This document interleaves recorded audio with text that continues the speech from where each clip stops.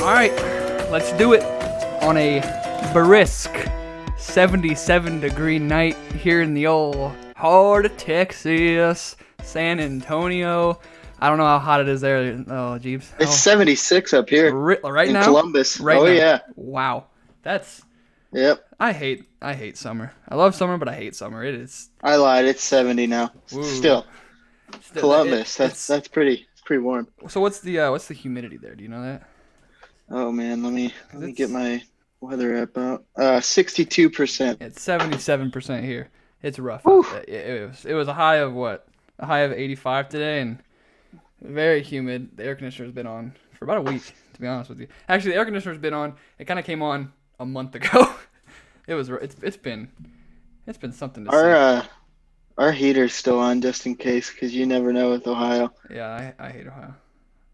I hate everywhere. I'm gonna retweet the stream right quick. And we're just gonna jump right into it. All right. So I wasn't prepared. To be honest with you guys, I did not have the right screens open. I'm just doing this. Okay. You know what? I'm just gonna open a new one. So we're starting with the April Madness, right? Yeah. We're going with the April Madness results. So, no live without me, LOL. Oh. So, some guy wants to do a podcast with me. I work with Christian Carroll. I work with him. He wants me to do a podcast with him. And I was like, I'm loyal to one man. But I told him I'd help him out. And I guess he just texted me and goes, don't go live without me. But here I am. Tell him to come on. This is our first live stream. We're live streaming to what? Twitter, Facebook, and the YouTubes. Yeah, I think. I am live now on Facebook. So, I'm all thrown off, man. I'm trying to do too many things at once. I'm putting my producer hat on right now, like producer, and whew, there's a lot to do with only two screens. But Isaac's the do it all, man. I do it all. So all you people that aren't responding to my emails and aren't replying to my DMs, and I'm a producer. Listen, we do it all. Keaton builds the website. I do the rest of it. I'm just trying to get guests, man. Like, we just need someone. Anyone. We'll take anyone. I have emailed, I don't want to say the lowest of the low, but like some pretty low ranking people in like organizations, some pretty like athletes that are on practice squads, emailed their agents, DM them on Twitter, DM them on Instagram, nothing. Like, I've sent out so many feelers that it's insane. But anyway, we'll get there. We'll get there. Don't even worry about it. But the website's coming soon. Yeah, the website's coming. That's my update. He just started it yesterday. Yeah.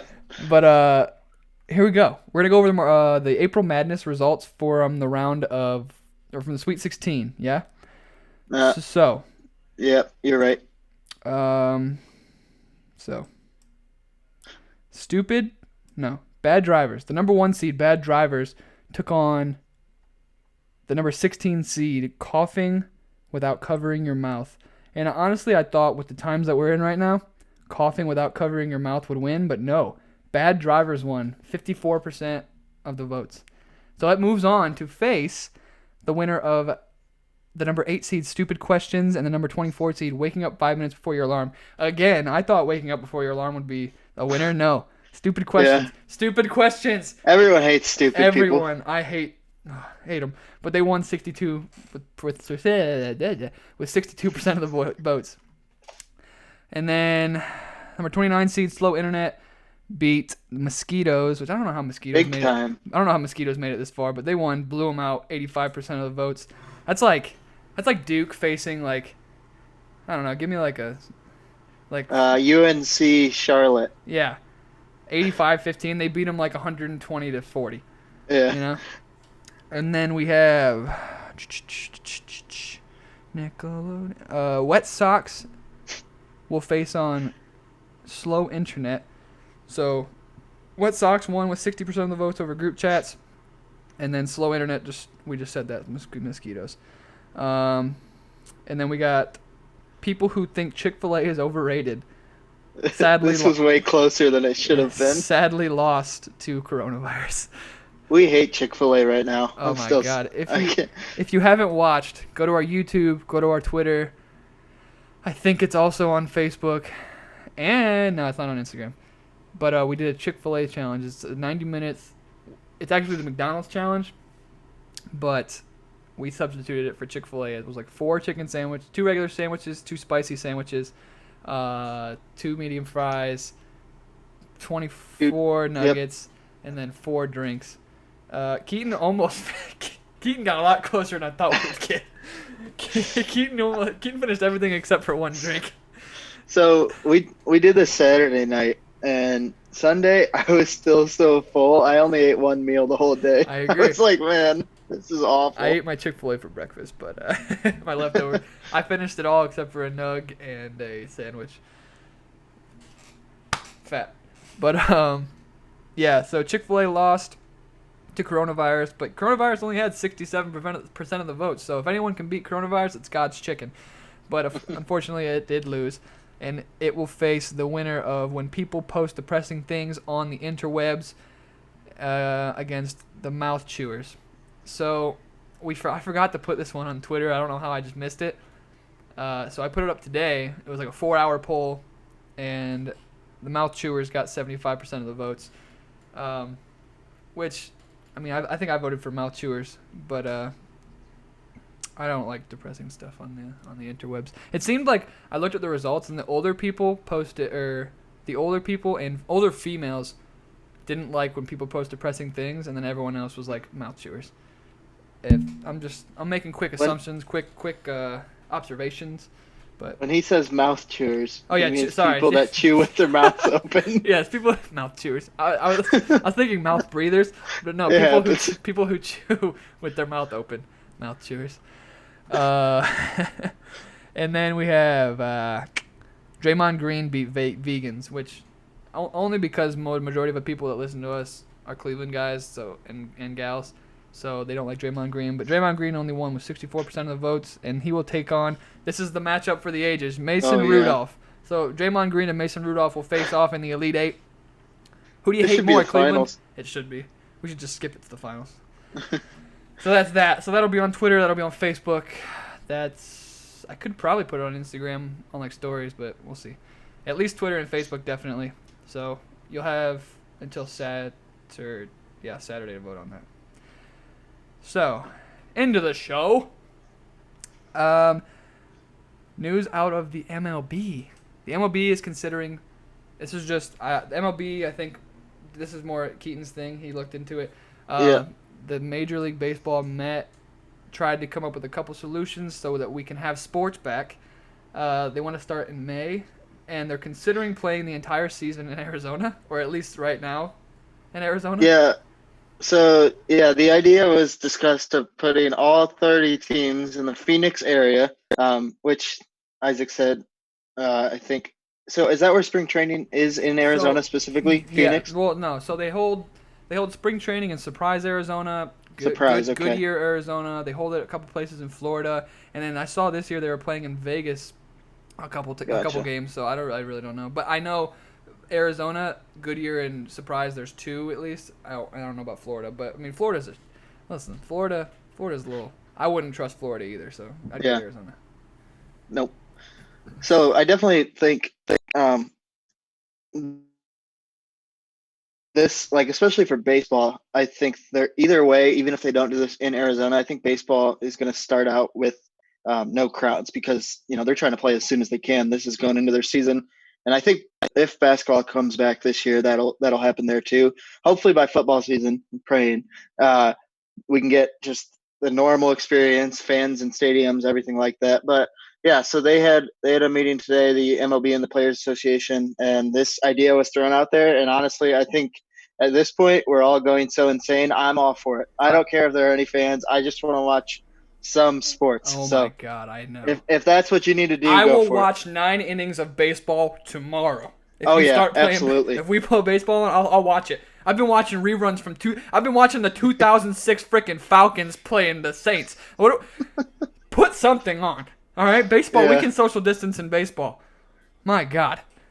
I mean, but even if they if they do come back in football, even if football starts on time, I still think they're gonna have no crowds for at least the beginning of the football season, which is kind of crazy Yeah. because that's where a lot of the revenue comes from. But Hmm. I just don't know.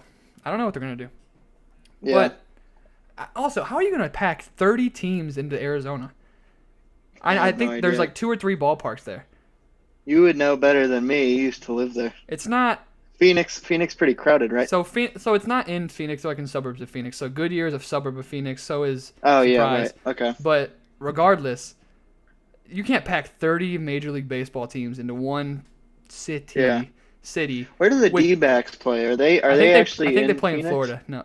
Oh, the D-backs as in like during the season? Yeah, they play in Phoenix. Yeah. Uh-huh. They play in downtown Okay. Phoenix. But So they could. How far is Surprise and Goodyear from like downtown?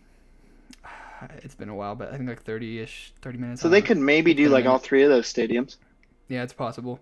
But so yeah, that's true. But regardless, 30 teams. Oh yeah. Either way, it's gonna be It's insane. gonna if be they, crazy if they either try way. this. So I don't know what they're gonna do with that, but be fun to watch. Hey, if Oh, yeah. there's baseball on the television, sign me up. Yep. Anything on the television, except for like croquet, any of the 3 major sports on the TV, sign me up. All right, so that was baseball talk, Mr. Malfara. There you go, baseball talk. There you go. On to football. Our sport. They're talking. NFL Films announced that Hard Knocks. They're doing 2 teams. Is this the first time ever they're doing 2 teams? I think so. Pretty I don't sure. know. Well, it's gonna be pretty easy though because they're both the teams are in LA. So Rams and Chargers. I'm excited to watch the Chargers one. I don't care about the Rams one. The only reason I'd want to watch the Rams is I still think Aaron Donald's a badass. Like I love listening to any interview with him. Facts. Jalen Ramsey's interesting, I guess, Yeah, because I he's a diva-ish guy. Anyway, my real reason would be I think Sean McVay is still a really good coach, and That's I'd true. love to like get in his mind a little bit. See how work through his thought process, like see how he draws up plays. I think that'd be cool. But other than that, I can't really come up with a good reason. Jared Goff sounds super boring. I don't really want to hear about him. You see Jared Goff sitting there watching film, like. Yeah. No. I Like, mean, I think the only appeal to that would be, like you said, Jalen Ramsey. I don't know, but I mean, it just depends. Like every year, there's the cameras. They pick out one person. Like when they Yeah. did the Browns, Carl Nassib. Like Yeah. what are we doing? Well, also, the Rams would be way more interesting if Wade Phillips were still their defensive coordinator because he True. is just an enigma. Like, I love Yeah. listening to him, but, like, he's not there. I also don't know Yeah, how I much can't- McVay would be like. Shine the camera on me. I feel like McVay would be Right. like one of those coaches that's like, hey, leave me alone. Yeah, so, yeah, the Chargers, though, will be super interesting because, like, I mean, they added a bunch on defense already. They might get another quarterback. They got Tyrod Taylor. I mean, this is the first time Phillip Rivers isn't their starting QB in It's true. Yeah, 15 years. definitely So- excited for the Chargers one. Yeah. I don't know. What are they gonna do? Especially if they drop the quarterback, Oh, yeah. Tyrod Taylor versus whoever. Wait. Was it? Poor Tyrod. He's got to be on Hard Knocks again. Excuse me, Tyrod. Yeah. Sorry, Tyrod. Oh man, Yeah. he's used to it at this point. He's gonna get but even in the last one, when they were at the Browns, they didn't really focus on him. I'm Yeah. sure he was kind of like, leave me alone. You know? Yeah. Which, good for him because I don't. If I personally, I mean, obviously I don't know how I'd act because I'm not even close to an NFL player. But if I was there, I'd be like, hey, leave me alone. And Yeah. that's really all Hard Knocks is just entertainment. So It's really just like the guy who is probably not going to make the roster, like Kajus or like Yeah. Nassib, yeah, trying to like make his case, and like all the fans are like, "Oh, keep him, please." And yeah, like Sheehy, Demon Sheehy. oh man, let's not talk about him. Yeah. I miss him. Well, maybe this Bring year, him back. Maybe he'll make a team this year because of the extended rosters, or at least the practice Yeah. squad. But anyway, the Bucks new uniforms. What are your thoughts on the new uniforms? So Quote I unquote think the new opinion- uniforms. yeah, I mean they're not like, I don't know, like they have some noticeable changes. I really like the gray ones. I think those uniforms are awesome. They need the creamsicle. I feel like there's been mixed opinions. I know a lot of people wanted the creamsicle, which I like those too, but I like the gray ones a lot. I think there's been mostly positive reviews about this. I've seen some negative ones, but you'll get that with any uniform reveal. Sure. But I like them. I think they're sweet. I think I don't think they tried to do too much, but like it's still a noticeable difference, I guess. Yeah. Not, I don't know. I mean, like it gets to a certain point without changing like the color scheme and the logos. Like how much can you really change? All right. So, So look but at, I think they're clean. I yes. think they're real So clean. look at the red one right here on the dock. Yeah. Look at that red one. And the helmet is basically the same, except for they made yeah. it a black face mask. Look, so you have this Yeah. versus what they do? Change the shoulder pads. Shoulders, That's the about numbers, it. Yeah, the I get it. lettering. I like the black. Yeah. I like the white ones. I think the white ones are fresh, and then I like the black ones as well. But the red Yeah, ones, I mean, those are, overall, I think they're cleaner, they're sleeker. I like them better, but I mean, they didn't change that much. The real Browns, the Browns are going to be changed a whole lot. 8 days. Even when April 15th. even when they first came out, isn't there like a rule? It's like 5 years. Like if you have to get it right. Yeah, Or if they suck, they got to suck for 5 years. The Browns ones changed dramatically last time, and everyone's like, these suck. Yeah. So if they screw it up this time. I feel like I didn't hate them as much as other people. Yeah, I agree. I was excited for a change. I like the which one? I like the orange one. Yeah, the one we never wear. Yeah. I like that, and I like the color rush. Hopefully they Obviously. somehow. Yeah. Yeah, everyone likes the color rush. If we can keep the color rush, I think that'll make. Well, the NFL no. Who comes up with the color rush? Because the Browns didn't they come out with a bunch of different color rushes? Do the teams come out with the color rush, or does the NFL come out with it? I think like the NFL is like, okay, you guys can do a color rush uniform, and then they're like, we can approve them after you come up with them. You. I don't know. Well, that one needs to stay. Everyone loves the color rush jersey. It reminds us of simpler times when Baker was good. Now he's still good. Yeah. My favorite uniform are from a team that we've already mentioned. You're good. Go ahead. Okay. So my favorite uniforms are the Chargers. I don't know why. Blue Chargers uniform. My favorite uniforms in the NFL. And then I also like their dark blue ones a lot, but that's kind of a random thought. But yeah. Yeah, I agree. The Chargers are alright. Are we talking? You say you're talking color rush, or what are you talking? Just regular jerseys? Sorry, you cut up a little bit. Oh, just regular ones. They're the baby blue ones I like a lot. Yeah, I agree. Okay, well, I don't know what's wrong with your internet, but it's good. We're moving on. Yeah, you're good. So the NFL draft going on is scheduled, but it's all gonna be virtual. So this is gonna be fun to watch. I don't know how they're gonna put it on TV. I mean, they know more about technology than I do, but they're gonna be like what we're doing right now on Zoom. So how do you think they're gonna do it? So are they gonna be like, so you could put up to 100 people on a Zoom call. Like they're just gonna have all the GMs like in their room sitting there, and then whenever you want to pick, you turn the microphone on, and be like, we're taking this person. You know, like is each GM gonna announce their pick? That would be kind of cool. I think it might go that way. My guess is like if I'm a GM, I'm gonna have 2 Zoom meetings. One internally with my team, all my scouts and everything, and then like one with Goodell and the rest of the GMs. But like at the same time, they're gonna be on the phones too, because like I feel like I'm hoping there are still a lot of trades, because that's what makes the draft exciting. Right. But imagine freaking Andrew Berry in a Zoom call with like, I don't know, Mike Tomlin or somebody. They're talking about a trade, and they're like, "No, screw you," and they hang up the Zoom call on each other. yeah. Like it's gonna be. I think it's gonna. I'm kind of like oddly excited for this to happen. Yeah. Like it's just gonna be so interesting to see how it goes. Hey, Andrew, send me your Zoom ID. Yeah, for real, man. Let us get in there. But I know that I'm not very adverse, whatever, in Zoom. But I know that there's like features. So like if Roger Goodell wanted to start 32 Zoom calls, and then he could pop in and out of each one of them, so that you don't have every single. I just don't know how it's gonna be. There can't be like a running clock on like saying, hey, the clock's up, you need to pick. Especially if there's, trouble with the network or stuff. Because, like, really they're going to have, speaking for the Browns, they're going to have probably Andrew Berry, Stefanski, what's his name? DePodesta. Haslam, And that's probably J.W. Johnson. and those. That's Yeah. yeah. That's probably gonna be it in the room. Yeah. And then you're probably gonna have some other people on calls or whatever because obviously there's like 10 scouts, assistants to the scouts. I don't know if they're gonna be in there, but yeah. So there's probably gonna be a Zoom call. Those 5-6 people are all gonna be in a room. That's probably gonna be the same for every team. So I don't know. I'm excited to see it. I'm excited how they're gonna do it.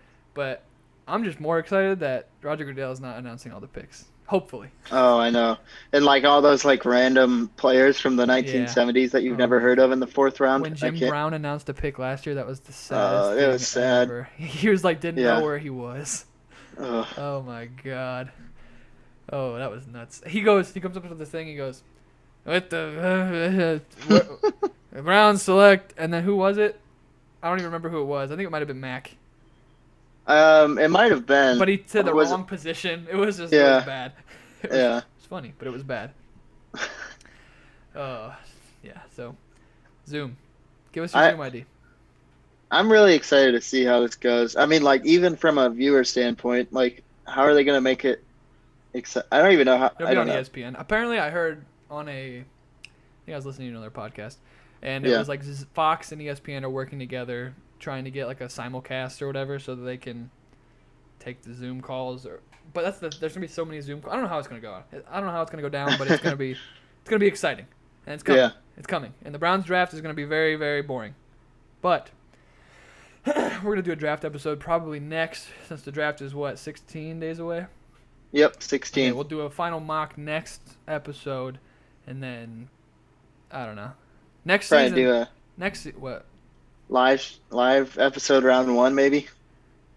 Yeah, we could, like, get on a stream and while the draft's on.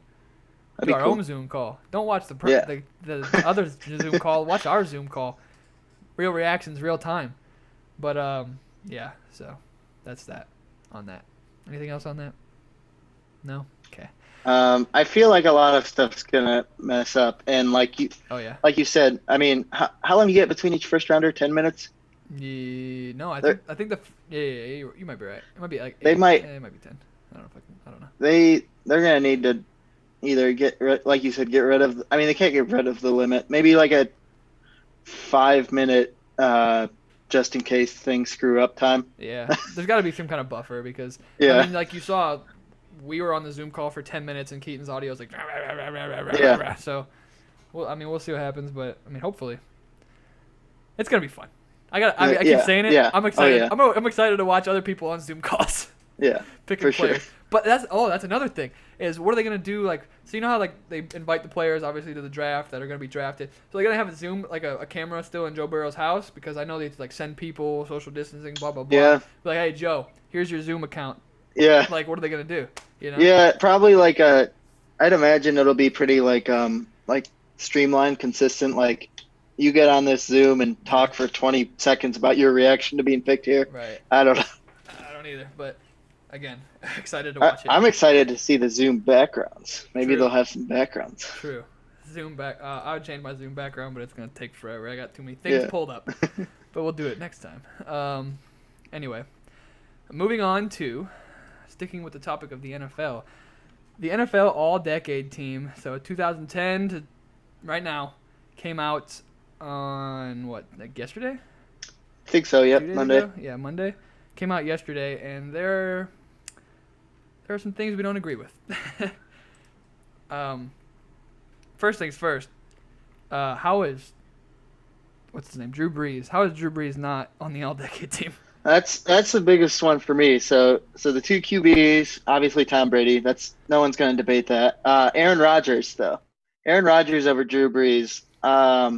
Look, Aaron Rodgers is great. He's one of the top. I don't know. Pick a number between 10 and 15 QBs of all time. Yeah, he's in there. But he's not top 5.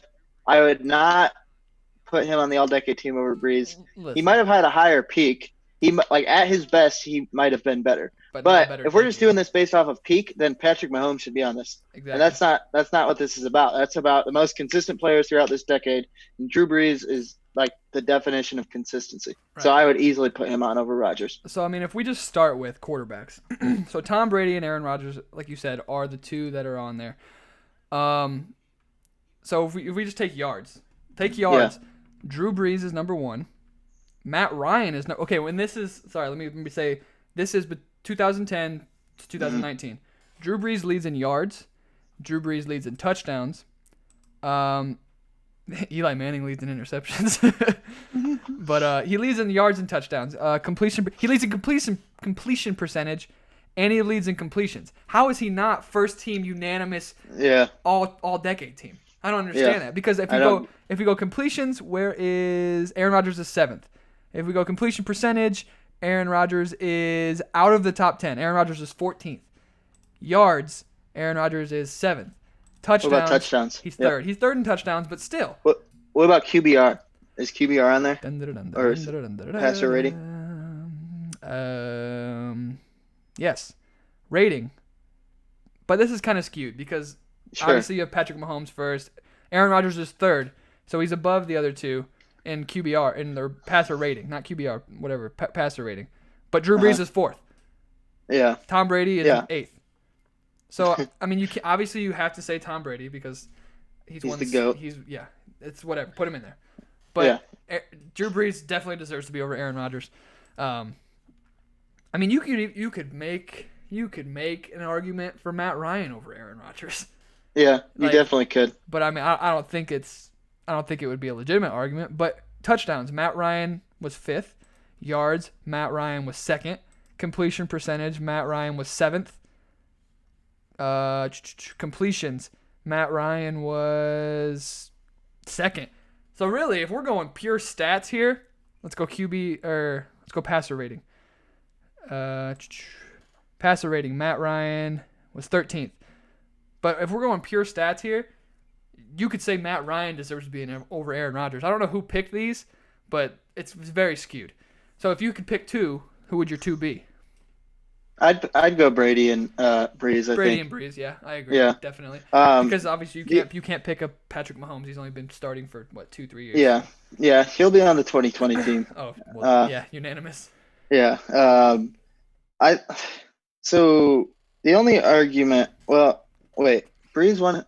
They won the Super Bowl in the 2009 season. So technically, it was 2010 when it happened, when they won. But it was for the 2009 season. 9-10 season, I guess. I don't know. When did?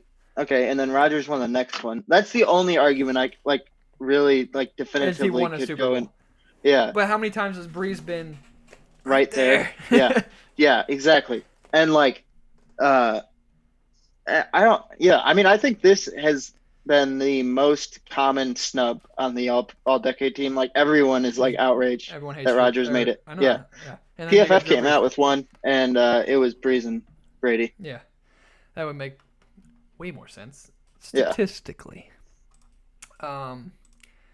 We're just gonna go through every position because why not? Running back.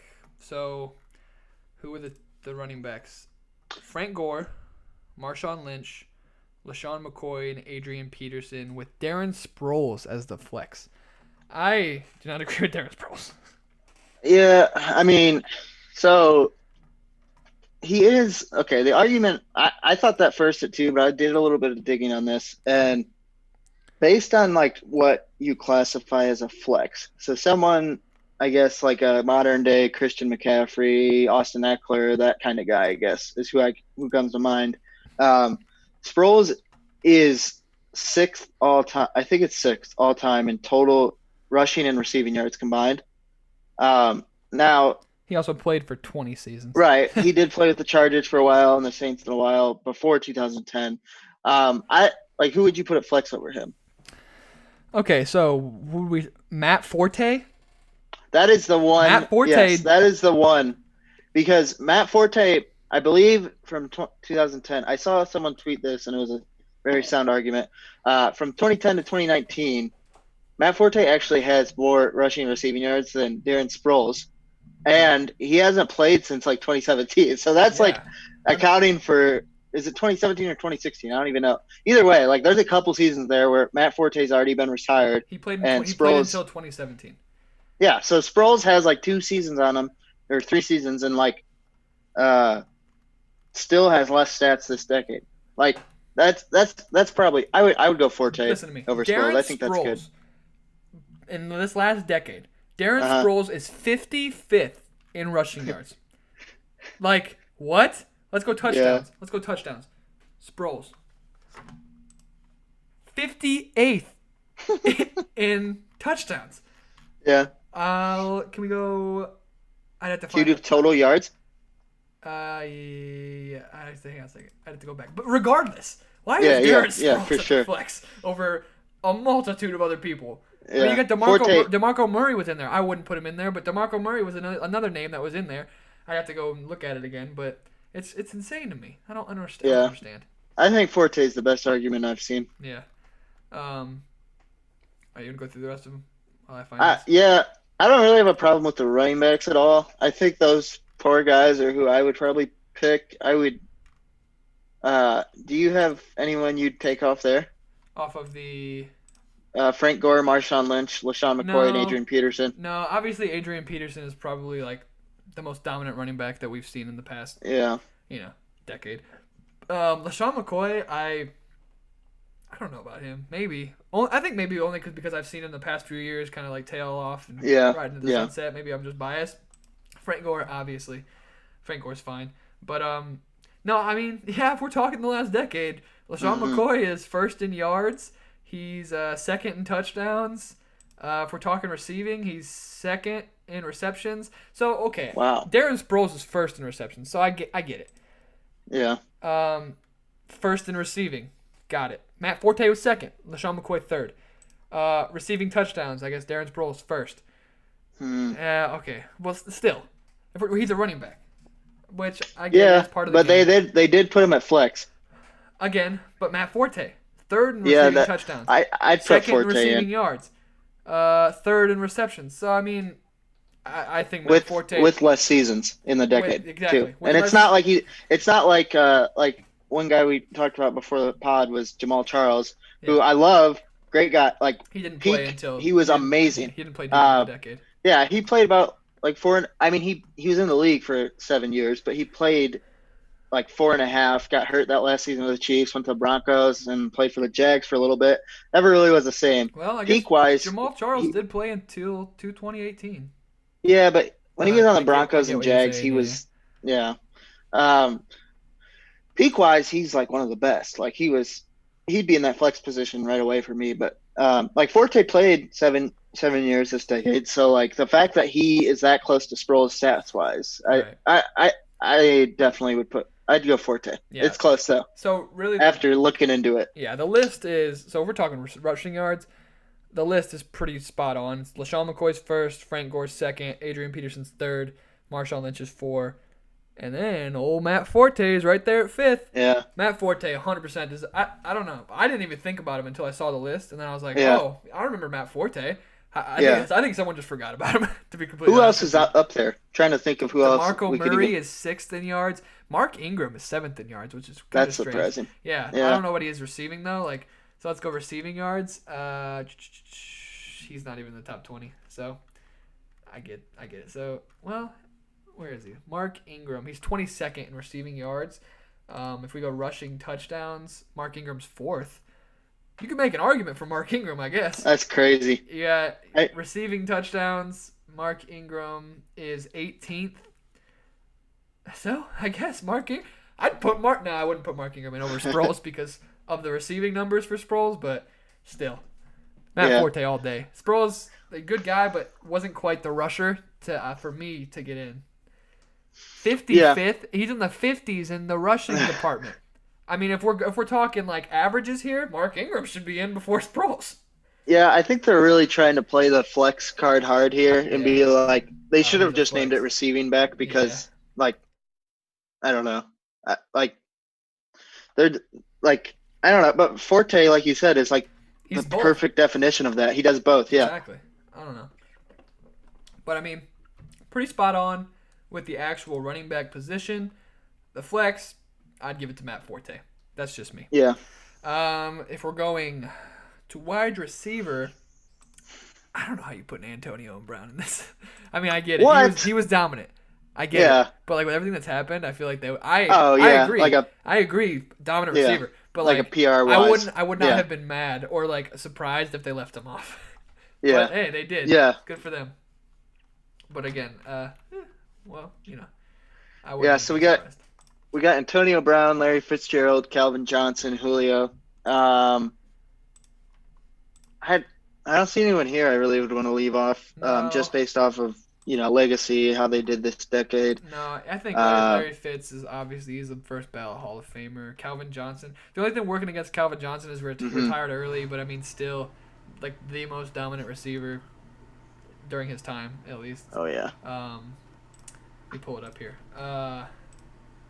You got Julio Jones obviously still doing it. And then Antonio Brown. Let me see if this loads up. Okay. So if we're talking yards here. hmm From 2010 to 2019, Julio Jones is first, followed wow. not closely. Julio Jones is by far and away has the most. Antonio Brown is second. Larry Fitz is third, which is something I honestly didn't think would happen. Because Larry Fitz is just he gets a lot of receptions, usually Yeah, 100 receptions a year, but I never, he's not a receiving yards kind of guy, but he has third. He's third in the last decade. Demarius Thomas fourth. that's wow. He's kind of fallen off the radar, but Demarius Thomas fourth. AJ Green fifth without playing the last That basically 2 seasons, which I can see it though. yeah, it's hard to leave. Calvin Johnson is just going to be like the most interesting debate of Oh all yeah. time for the Hall of Fame and everything. Like Well, I he was mean, just so 5 seasons, 8,500 yards. that's insane. Yeah, I think that's the only reason you put him in there. But again, the only thing working against him is he only played 5 years. But I Yeah, mean, you would ask you? anybody, they're gonna be like, "Oh, Calvin Johnson, put Megatron in." Yes, Calvin Johnson. But I mean, hey, Yeah, Demarius Thomas has an argument. so does AJ. Those Yeah. are both So really does AJ Green. really good Yeah. arguments. Talking touchdowns. Antonio Brown's first. Uh, Des Bryant second. well, that's weird. A sleeper here, not a sleeper, but something that jumped out. Jordy Nelson's third. Yeah, Wow. that guy. Demarius Thomas fourth. So and then Okay. AJ Johnson, AJ Green fifth, Calvin Johnson sixth.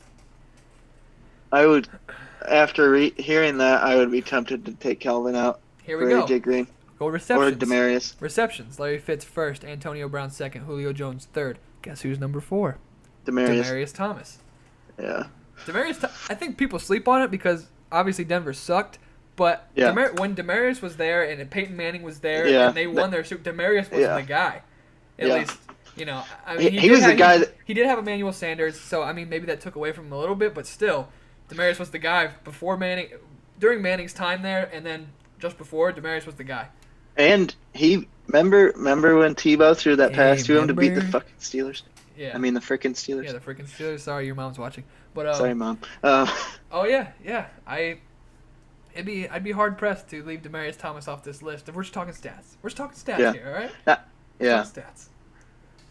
We're stats guys here. I bet PFF's all-decade team has him on there. 100%, because that's Yeah. all they do is stats. But Yeah. just for shits and gigs, for receptions wise, like I said, Demarius Thomas fourth, Golden Tate fifth. Strange. Mhm. Brandon Marshall. I love man. Brandon Marshall when he played. I love him. He's sixth. DeAndre Hopkins seventh. AJ Green eighth. Emmanuel Sanders ninth. Michael Crabtree 10th.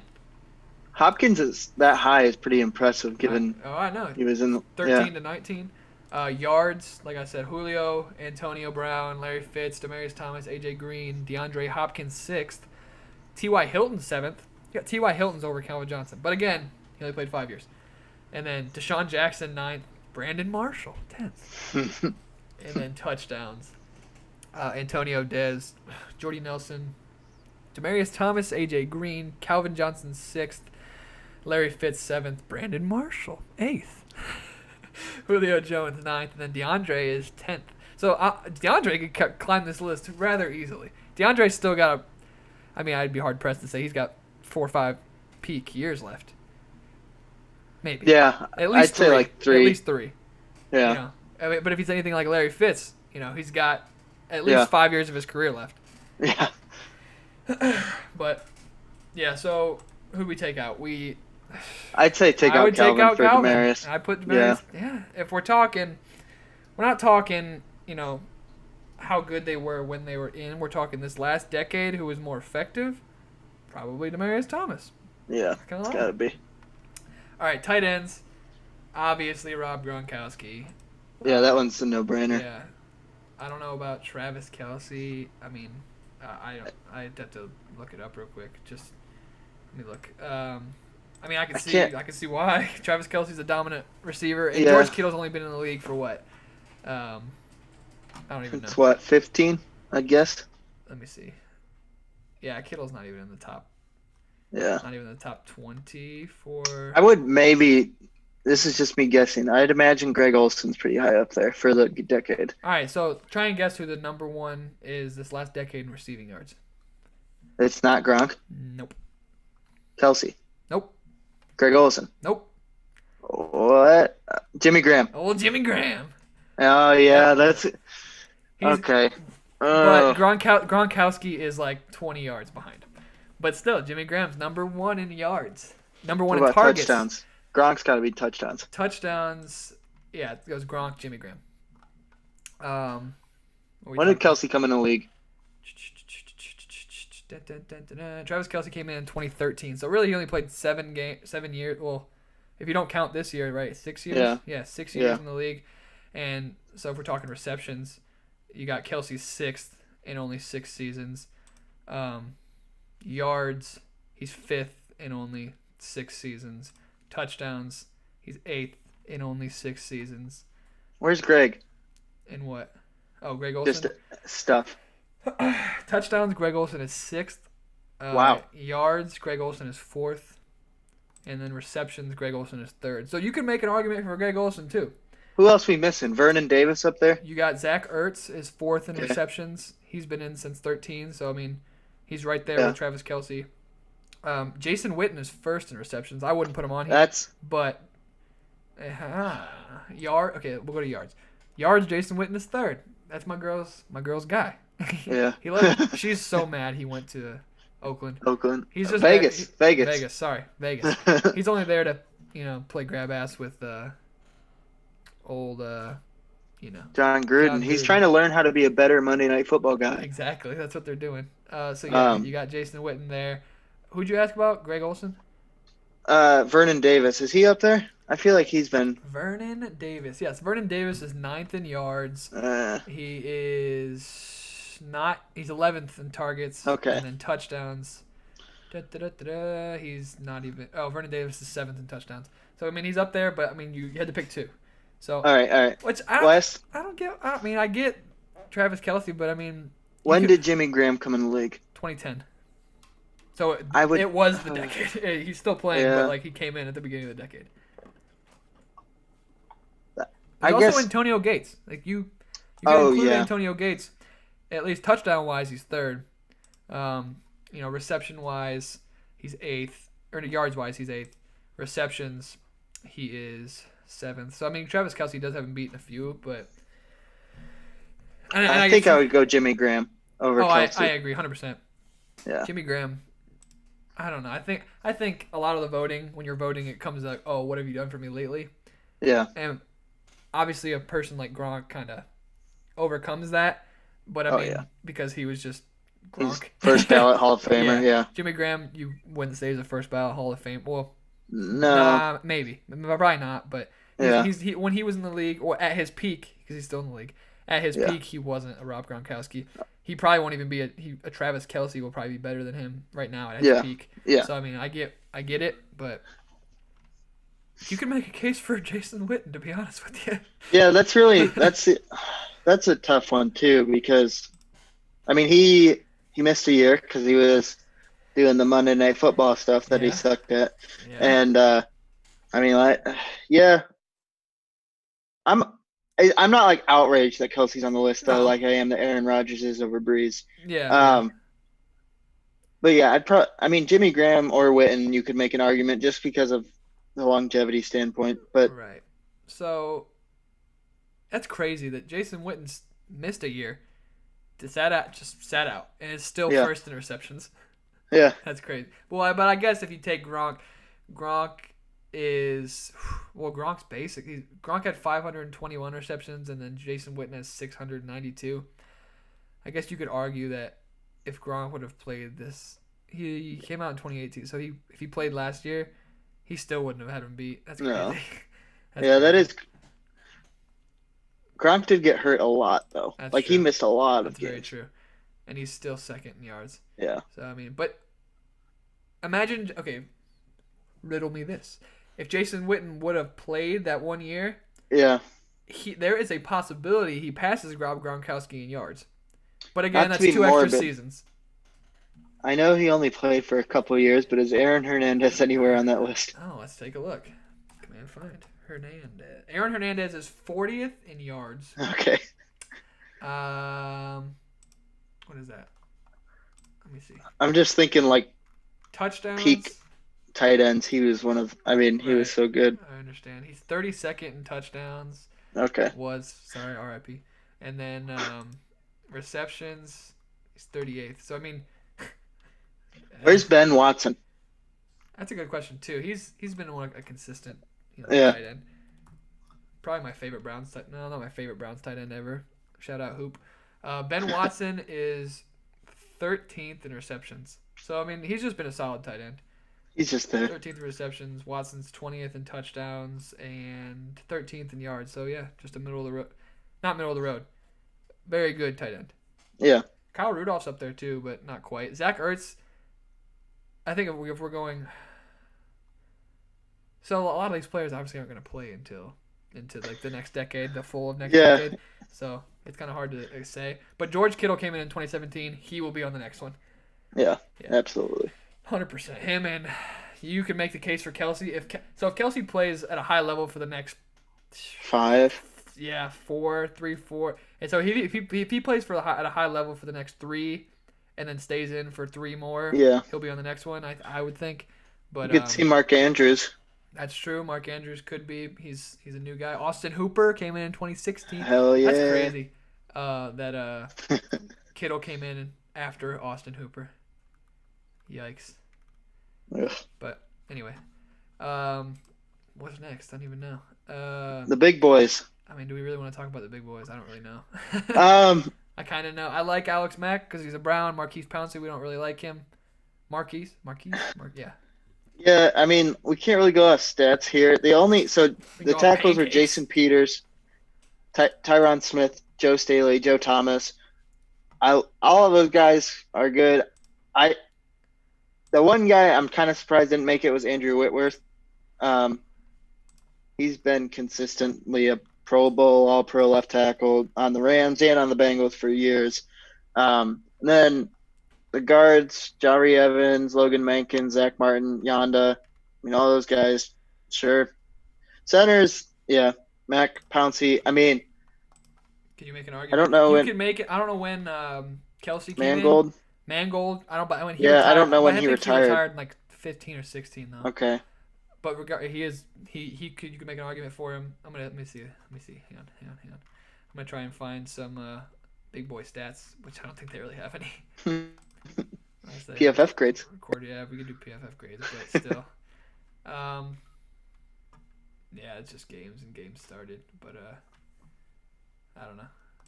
It's kind of hard to do O-line just because you kind of have to watch them, and we could do BMI. Yeah. Yeah. Say those again. Say the tackles again. Joe Thomas, Tyron Smith, Jason Peters, Joe Staley. Obviously, Joe Thomas. Yeah. Joe Staley's big. He's a consistent tackle, and then Jason Peters obviously been very consistent for a very long time. Guards, I think it's Yonda and who else? Yonda, obviously, and then who else? Zach Martin, Logan Mankins, Jari Evans. I don't know. I'm not gonna lie to you guys. I don't know who they are. I've heard of them, but I don't know. Like, I don't know. I don't know a ton about Jari Evans. I've heard the name. Logan Mankins and Zach Martin Zach Martin's still dominant for the Cowboys, but other than that, yeah. I mean, that's fine. On to the more exciting positions. Wait. I want to know. Okay. We'll go. So we'll do the big boys. We'll do them Pro Bowl selections and years played because That works. that's all we got. Yeah. all I know. Yeah. So we're talking Pro Bowls, right? Yep. Pro Bowl selections. Marshall Yonda first. Trent Yeah. Williams, second. Ooh, That's a good. yeah. Trey Turner for guard could be in Okay. there. But he came in 2014, so I guess they're like, oh, he's Yeah. only played 5 seasons. Andrew Whitworth is another one that Yeah. could be, what am I saying, considered. I don't know who Larry Warford is. Alejandro Villanueva, he only has 2 Pro Bowls. Let's games started. Andrew Whitworth is first in games started, so Andrew Whitworth might have been a snub. Yeah. That was. Yeah. Marshall Yanda is second. Trent Williams might have been a snub. Yeah. Kevin I just don't Zeitler. know who you take off. I don't know. Like maybe Staley. Yeah. I mean, we're biased. Joe Thomas is the greatest Obviously, tackle Joe of all Thomas is- time. Yeah, So you have to leave Joe Thomas on the list. Tyron Smith. I think Joe Thomas and Tyron Smith are the 2 I have to leave on if it were me. 100%. Yeah. And obviously, this is 2010 to 2019, so these stats, Joe Thomas isn't in the top 10 of any of these because he retired in 17. 17. He didn't play early at all. 17. Yeah. So, that's that. Because most offensive linemen play. Like they don't sit out. They're not like receivers. They're not like little sissy boys. They play. Those So- sissy boys. Yeah. What are we moving on to? That's all offensive line talk. Yep. Joe Thomas the GOAT. We'll go D end. Defensive end. All right. So we got read them off. Calais Campbell, Cameron Jordan, Julius Peppers, and J.J. Watt. So J.J. Watt, you would think obviously, but he came in at 11, right? He did, yeah. 11 and 9. Yeah, 11. Yeah.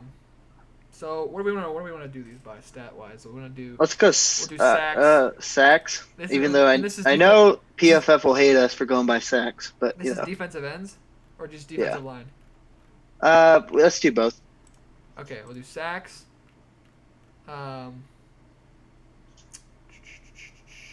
Sacks. Not interceptions. Tackles, solo tackles to be exact. And then let's do games started. Games started. Yeah. Yeah. Since 1960. What the fuck? Yeah. Games. So sacks, tackles, game started. I wonder if there's like a pressure thing. But yeah, because J.J. Watt, I don't know how many games he's actually played. I don't think he's played a full season in a minute. Mm-hmm. So that would come into, and we'll do tackles for loss or QB hits. QB hits. QB hits. Okay. We're sack guys around here. We like to pressure that quarterback. All right. Even though we want Jadeveon Clowney to come to the Browns, but you know that's another conversation. Right. All right. So, what are we gonna start with? Sacks. Yeah. All right. So if we're talking sacks between 2010, this last decade, J.J. Watt's first, obviously. Okay. Cameron Wake second. Maybe That's a good one. Yeah. He's played this decade. And he was dominant as ever last year. Yeah, he's 1 sack behind J.J. Watt. That's crazy. And games started. Cameron Wake is first. Let's go. QB hits. Cameron Wake second. Wow. Tackles for loss. Cameron Wake second. Assists. Nobody cares. So where are the other guys from the list? Campbell, Jordan, Peppers. Peppers. I have this up. What is it? Just Calais where are the other Campbell? guys? Yeah. So, Calais Campbell. Oh, you know it's bad when I have to control F this. Command F. Oh man. Camp. CAMPBEL. Yep. Camp. Why isn't he on here? They have him as an outside linebacker. Calais. C-A-I. CALAIS. C-A-L-I-A. He's not on here. No. That's weird. CALAI. C-A-L-A-I. AIS. Yeah, he's not on here. Huh. Time out. Let me adjust. We're gonna go back. We're gonna put outside linebackers on here too, I guess. All right. Or no, he might be considered a tackle. Because they have it on as defensive line. That is right? weird. Do they have Oh yeah. it has defensive line? Yeah. Okay, so we'll put tackles in there too. And we're building our own. So again, sacks. J.J. Watt first. Um, Calais Campbell, Command I F. can tell you how many he had if you want to just do it in. Yeah, I don't know why he's not showing up on here. So he had 81 in the decade, That's strange why he's not showing up. They just don't like him or something? I guess. Okay, well then, these are skewed results because we don't. Yeah, we don't trust our sources Oh, anymore. wait, here we go. Defensive end. Okay. I put just. Sorry, guys. Hey, my fault. Why did you look at your shirt? My fault. Me. Oh. All right, so sacks. Okay. Still not showing up on here? I'm confused. All right, he had 81. Where is that? Where's that put him? 81 would be third.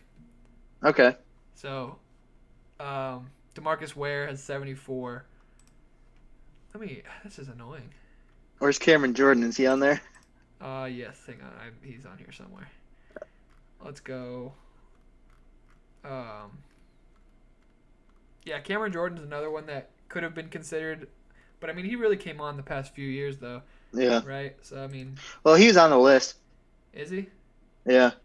Oh. It's him, Campbell, Julius Peppers, and Watt. I'm going to throw outside linebackers on here, too, just to try and get something. All right. Come on, baby.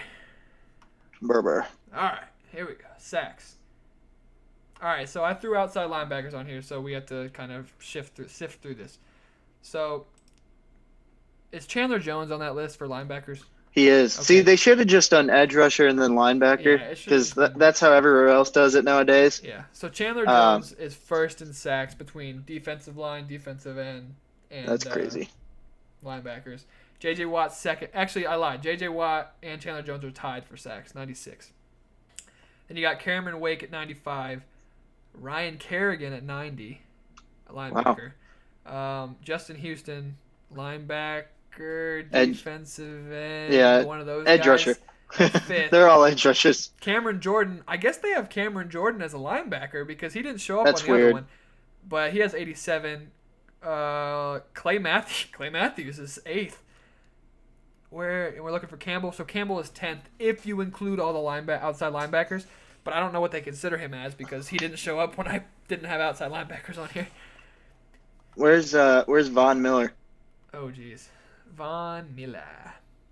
I think they consider him an outside linebacker, too. Uh-huh. But Von Miller. I gotta command F it, man. Von. Ooh. He's not on here. That's weird. What? That's gotta be skewed. That makes no sense. Yeah. What do they consider him as? I have no idea. This is strange. You're on Pro Football Reference, right? Yep.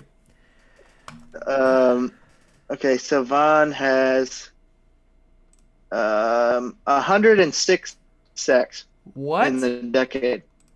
Yep. Listen, guys. I'm trying here, but it's not working with me.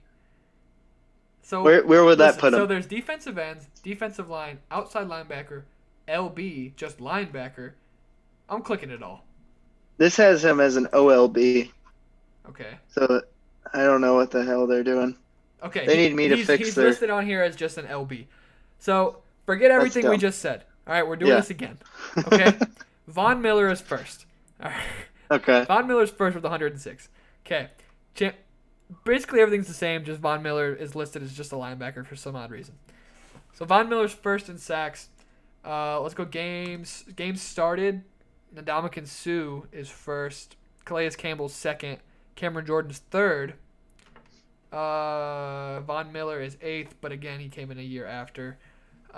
Solo tackles. Calais Campbell's first. I can say he's a run stopper. JPP, second. Wow. Von Miller's third. Von Miller's on this list, right? Yep. Okay, he's at a linebacker position. Say, oof, if he's not. Yeah. And then QB hits. JJ Watt's first on QB hits, but Von Miller's right there at third. Yeah. Cameron Wake's not on this list. That's crazy. That's I think it's kind of crazy that if you had to take a guy off, I'd probably take Khalil Mack off. Yep. Just because, I mean, when did he come in? 2015, 2014? Yeah. So, I mean, he's been down in it, but don't get me wrong, but like He's only played half the decade. The other guy, I think they just He did came in this at list 14. wrong. Yeah, he came in at 14. They should have just done edge rushers, and Yeah. linebackers because they're not really the same position anymore. Like Luke Kuechly and Bobby Wagner and Patrick Willis play nothing like Von Miller. Von Miller, Exactly. but they're both linebackers on this list. Anyway, if I were to do this list, I don't know if I would have put Patrick Willis on there. Yeah, I mean, he He's was like the Calvin he was Johnson of the dominant. defense. Exactly, Yeah. dominant when he played. Yeah. But Yeah. he only played until we'll see. Willis. Um, He only played in. Oh, he's not on here. He's not even on here. Yeah, I didn't put so- inside linebackers, but he only played until. he only played till 14. Exactly. So I get it. I think if I were to replace him just with someone who played this decade, off-ball linebacker, not an edge rusher, I think Levante David would be on this list for me. He's like super underrated just because he's been in Tampa his whole career. Right. But yeah, I mean, no huge problems. I probably would have thrown his name in there. Yeah. Who are the inside linebackers on there? Bobby Wagner, Patrick Willis, and Luke Kuechly. Okay. Yeah. You Luke Kuechly, good. Yep. Bobby Wagner, good. Yep. Who's the other one you said? I would put Levante David in over Patrick Willis, I think. Yeah, let me do this real quick. Let's just look at inside linebackers. Not passing touchdowns. Let's go with just tackles. Could be really inside linebacker. Yeah. Tackles. Yeah, that's the main. Yeah. Dun,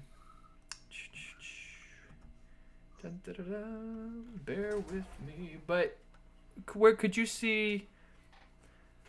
Well, no, Clay Matthews but Clay Matthews has played inside and outside, so he's kind of just one of those tweener guys. What about when did AJ Hawk retire?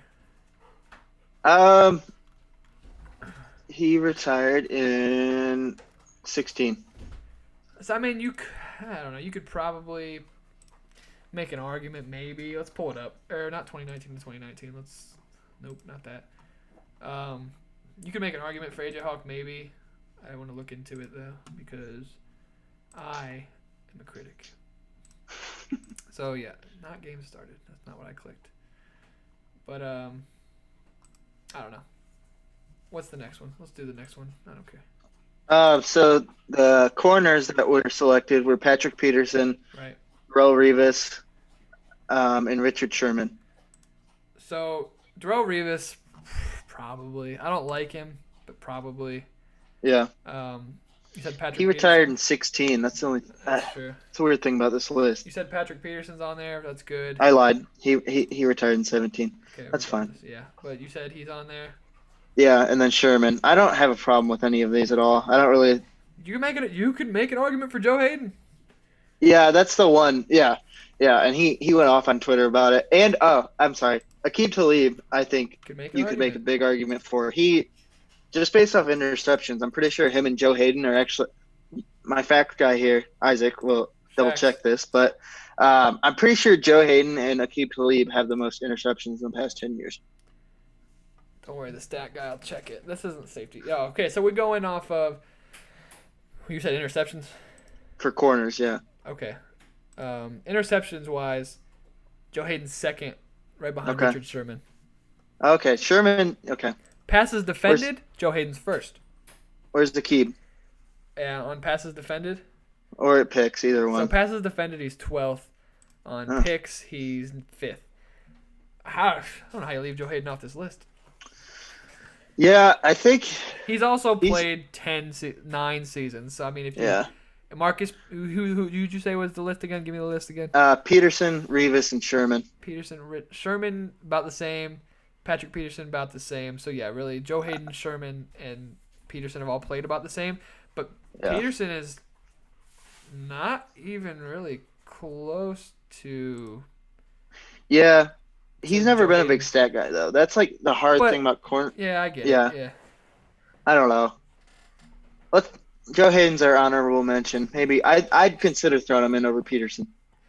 I would throw him in, just because I like him. Yeah. He's a former Brown. I'd throw him in. Um, Safety wise, This one I don't. The only one that I really like here is Earl Thomas. The other I like Eric Eric Berry. like I love Well. Eric Berry. I just I don't think I don't know. I feel like it's almost a feel good story. Like, no offense, like he came over, uh, Hodgkin's lymphoma and like all that stuff. And Eric Weddle, both of those guys, I don't know if I would definitely put Harrison Smith on over Eric Berry, I think. Okay. Um, and I think over Weddle, I would probably put like Cam Chancellor Mm-hmm. or I don't know. I don't have as much of a problem with Weddle. I just think Barry's had some really good years, but like it was never for more than like 3 years. Like Mm-hmm. I feel like I don't know. So if we're talking again, DV is hard because Yeah. it's not all about the stats. But I mean, if we're talking interceptions, Reggie Nelson is first. So I mean, there's that. Earl Throw him Thomas. on there. Yeah, Earl Thomas is second. Eric Weddle's fourth, and then you said who else was Who's on third? there? Third, Devin McCourty. Yeah, I would probably Whatever put you could throw McCourty in. on over Weddle, I think. To Sean Gibson, ninth. Yeah. But Where's is this both safeties or just free? there's just one safety. Okay. Safety. Where's Harrison Smith? Harrison Smith is eighth in interceptions. Yeah. He's more of a strong guy. I feel like he's not a big turnover guy, but like yeah, I just Eric Berry, I can't really I would take Berry off I think and it's I would more of take a Weddle and I'd put more of a McCourty feel-good and story. Harrison Smith, I think. I like Eric Weddle. I'm cool with Eric Weddle, but Yeah. yeah, I mean Eric Berry's. I could live without him. Yeah. So they have a I know. cornerback I and a know. DB. I don't So I think understand these that. guys are just kind of like they play all over. They play safety, play corner, play slot. Yes. I like Tyrann Mathieu, but does he deserve to be on this list? I don't know. Maybe. I think Chris Harris is Chris a good Harris one probably, for that position. If you call it a DB, it's dumb, but whatever. Put Jabril Yeah, Peppers on this list. what's that? Put Jabril Peppers on this list. Yeah, hell yeah. Put Isaiah Simmons, even though he hasn't been in the league yet. For real. I don't know. I mean, this position's just kind of weird to me, so I can't really argue to put someone else there. You know, like that's fine. Chris Harrison, Tyrann Mathieu. Yeah. So if we're going, so that's all defense. Yeah. I'm fine. This is I like fun. Tyrann Mathieu. I'm fine with Tyrann Yeah. Mathieu. Special teams. The fact that Phil Dawson is not on this list. It's not outrageous, but I'm outraged. Because I mean, really, Justin Tucker, obvious, should be unanimous. It wasn't. I don't think it was unanimous, but it should be. And then Steven Gostkowski has just done it forever. Kickers is kind of hard too because they kind of just do it forever. Yeah. So like, Yeah, yeah, I guess you could have argued. I mean, like no one's going over Tucker, that's for sure. no, But like, definitely not. I don't know. I'm not a kicker stats expert. Neither am Who's I. been better the last 10 years, Gostkowski or You could say Vinatieri I was gonna say or Vinatieri, Mason maybe. Crosby? I don't. Mason Crosby. I don't know. About Those are the that. only three guys I can think of that have been doing it that long. I don't even think Oh, they're okay. Here and we go. Phil. So that's punting. There's no kicking stats on here. Eh, Oh yeah, there is. Wait, nope. field goal percentage,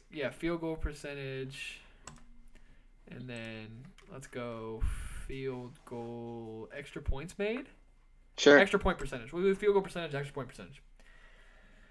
From then to then, we'll do field goals made too because that would be kind of like if one person kicked one field goal. Yeah. Made it. Like Calvin, Like, not Calvin yeah. Johnson. Yeah. Ocho Ocho Cinco. Cinco would be on here. Yeah. So let's go extra points made, and then field goals made as well because total field goals made. Okay. Dun, dun, dun, dun. So nope, don't want that on there. Okay, scoring. So field goals made. Steven Gostkowski's first. Justin Tucker's second. Adam Vinatieri's third. So I think Adam Vinatieri was probably right there. Field goal percentage wise, Justin Tucker first. Harrison Butker second. Ooh. But he's only played 2 seasons. Yeah. Josh Lambo is third. He's played 4 seasons, whatever. And then you got Gostkowski at fourth. I think this last season really screwed over Both of- Vinatieri. Vinatieri and Gostkowski got hurt. Yeah, right? Vinatieri's 21st in field goal percentage. This He had a rough last year. season, yeah, these last couple of seasons have kind of screwed him over. He's getting old. But Vinatieri has played He's on 20 plus years, right? Yeah. He's Yeah, he's he's gonna play till he's old. 50. All right, then extra points made is kind of just like a formality, but Steven Gostkowski has made the most. Vinatieri's fifth. Um, Where's Tucker? Is he where's second? Tucker? Tucker's 11th. Who's two? Mason Crosby, your boy. He's not my boy. Um, yeah, put Tucker in. He's just too good. Yeah, sorry, Vinatieri. Like you've done it forever, but honestly, if there's anyone I was gonna take out, it was gonna be Gostkowski. Tucker's too good. Yeah. And then Gostkowski and Vinatieri, either one, I'm cool with Gostkowski. What's next? I don't even know. We got punt returner and kick returner. Oh, this one's rough. So they included Devin Hester in this, which I don't know if I agree with. I mean, he dominant kick / punt returner, He but kind of fell off. he did, Yeah. exactly. This decade was he dominant? I don't know. Josh Cribbs also didn't really play deep into this decade, so I couldn't include him. Here, let's go.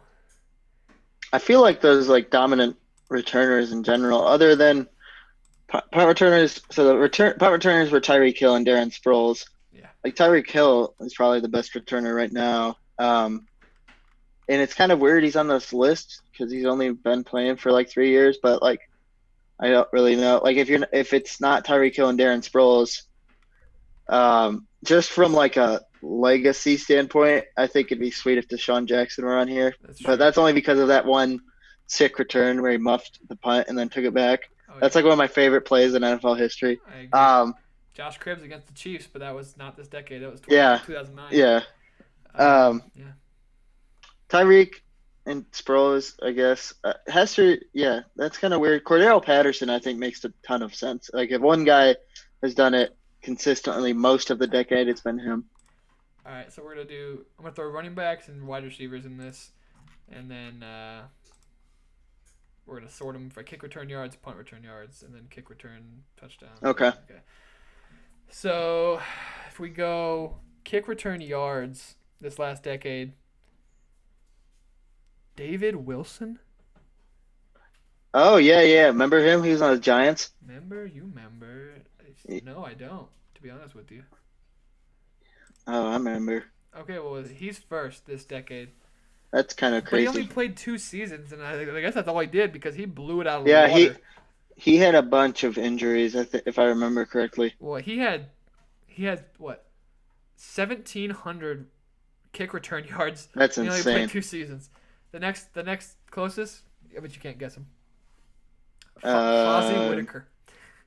What? Remember Fozzie Whitaker?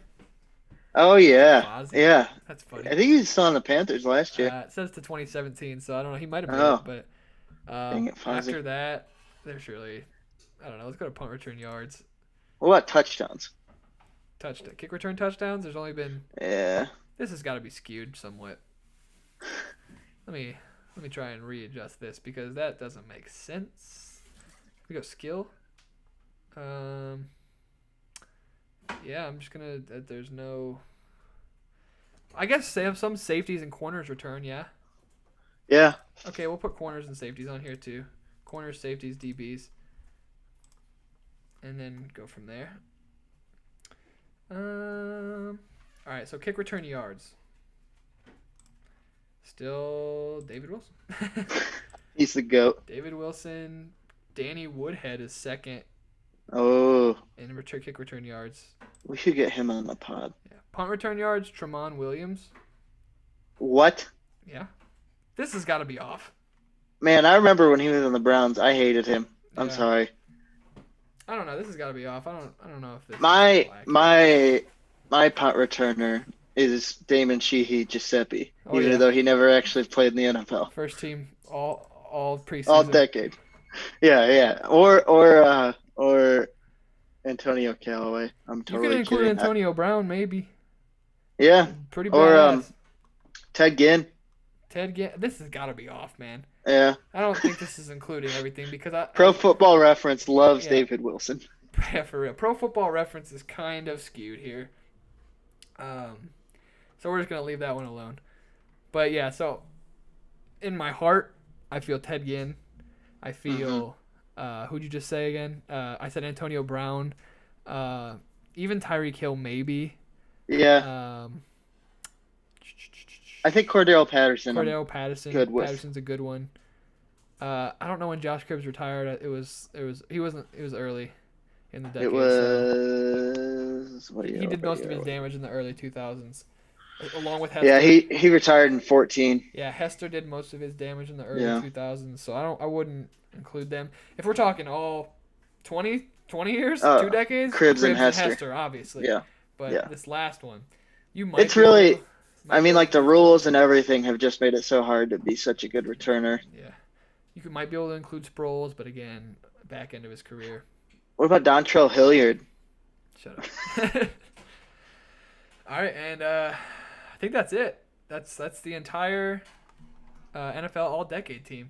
So we made some changes. I kind of forget what we did, but if you want to know, Drew Brees. go back. Yeah, biggest snub in your opinion, Drew Brees. Yeah. My opinion, Drew Brees, 100%. Yeah. Well, Drew Brees and Matt Forte. I am getting on the Matt Forte Yeah, train. I am a Matt Forte I'm cool with that. advocate. Matt Forte, 100% got snubbed. Take Darren Sproles out of here. Put Matt Forte at the flex. Plus, he's already at punt returner, so he doesn't need to be on there twice. That's what I'm. Sproles. It's true.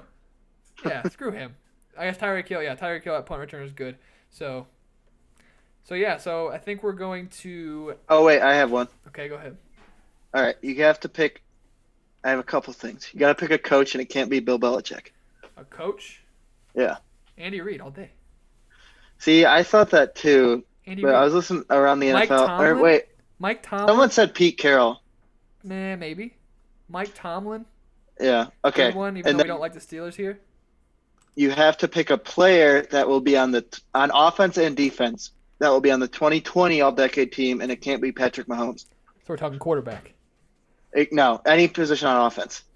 Whew. But it can't be Pat Mahomes because that's like the easiest pick in the world. All right, let me think. I would say for this next decade, so they basically have to be a first, They gotta second, be or pretty third. young. Yeah, they gotta be young. Yeah. Well, my heart says Baker, but the jury's out. They only picked 2 quarterbacks, man. That's going to be tough. Heart says Mahomes Baker. has one locked up. Yeah, my heart. It's gonna be 6. Don't make me 6. look stupid. But Keep working out with those bands. for 6. real, if we're talking, like, for sure, that's a great question, man. I didn't really think about that one. I kind of put you on the spot there. I'll Yeah, tell you you mine did. first Go on ahead. offense. There's a I lot- think there's a Quentin lot. Nelson for sure. Oh, that's cheating. You can't pick Yeah. offensive linemen. Okay. Offensive Tried to lineman is cheating because obviously you know you're gonna be if you're a dominant offensive lineman, you're gonna be dominant for 6 to 8 years. Yeah. Quentin Nelson's young, so you could Yeah. definitely throw him in there. Joel Bitonio. McCaffrey? Nah, probably not. But McCaffrey's what in his second year, going into his Third? third year. Yeah, maybe. Actually, I think it's third going into fourth. Yeah, maybe. But again, how long did running back? Because Yeah. first thing that popped in my head was Zeke, and I was like, well, I don't know. You How know many what? years does Zeke have left? Whoever's the best running back out of this draft class, that's who. Maybe. Because yeah, you're right. Longevity with running backs, it's It's just so hard to not. come by. It's not there. Who was the Josh Jacobs? I don't see it. DeAndre Swift. DeAndre. That's what I'm saying. But we also haven't seen anything from him. I'm talking know. like active NFL right now. All right. What about receiver? That's a little more longevity. You Who's could say like the youngest? Guy out of Seattle. What's his name again? Metcalf. Yeah, Metcalf maybe. Terry McLaurin. I would love to see Terry McLaurin on that list. Yeah. Oh, Oh wait. I have one. Kittle. Kittle will be on. it. I think you said that earlier. Yeah, I though. said that All right. earlier. I'm not counting Kittle that. will I'm be on picking that a list. receiver. Yeah, that was mine. Shut up. I don't know, man. Man. Yeah, this is hard. Michael Thomas. Yeah. Okay. Definitely Michael I like Thomas. that. 100%. That's the Yeah. never-ending season pick is not Michael Thomas. That was an easy one. Yeah. He's young. He's the best receiver in the NFL. That was easy. Okay. So we're talking, and you said 2? Defense. You said pick 2 or just 1? One on offense, one on defense. So defense, Myles Garrett, 100%. Yeah, I'll say Miles It's too Garrett. easy. I mean, Aaron Donald could make it again. Okay, He's just so let's good. pick someone not Yeah, Myles Garrett. All right. Not Aaron Donald. Not the obvious pick. Okay, I'll go with. Mac Wilson. Wrap it up. I would say either Tre'Davious White or Marshawn Lattimore. Yeah. I'm probably. very biased. I almost said Denzel Ward. Or Jamal Adams. Jamal Adams probably. Dos Unos. Yeah, let's go. Go Dos Unos, baby. Yeah, I'm not a very defensive-minded person, so. I'd really have to I think about it. Tre'Davious White. I think that's who I'd pick. Yeah, we'll go with that. I believe you. I trust you. But obviously, it's gonna be Miles Kicker or no punter. Jamie Gillen, Garrett. 100%. Scottish Hammer. Oh yeah. Easy. All day. Kicker? Austin Seibert. Maybe. I don't know. Greg Joseph. Shut up. No, it'll probably be Justin Tucker again. Yeah, he'll be like 50. He'll be on the 2030 team too. For real. All right, so I think we're gonna stop rambling here, and we're gonna wrap her up with some shower thoughts, I believe, with Jeeves Weinman. Alrighty, we going? Yeah, go ahead. All right. So my shower thought of the day: when you say forward or backward, your lips move in that same direction. Wow, what a shower thought of the day. So this was our first go round at live streaming on multiple platforms. We were on Twitter, Facebook, and on YouTube's. So if you want to watch us back, go to one of those. If you want to throw us a like, cool. If you want to just listen to us, because I know we aren't the prettiest people in the world, you can go subscribe on Apple Podcasts. You can go subscribe on Spotify. While you're there, give us a little 5-star rating, why don't you? We're just trying to get out here. Trying to get people on the show because nobody responds to my freaking emails. Nobody responds to my DMs. But we'll be back next episode with a draft, our updated mock draft, all right? So, like I said, 5 stars, like it, share it with your friends. Peace out, y'all.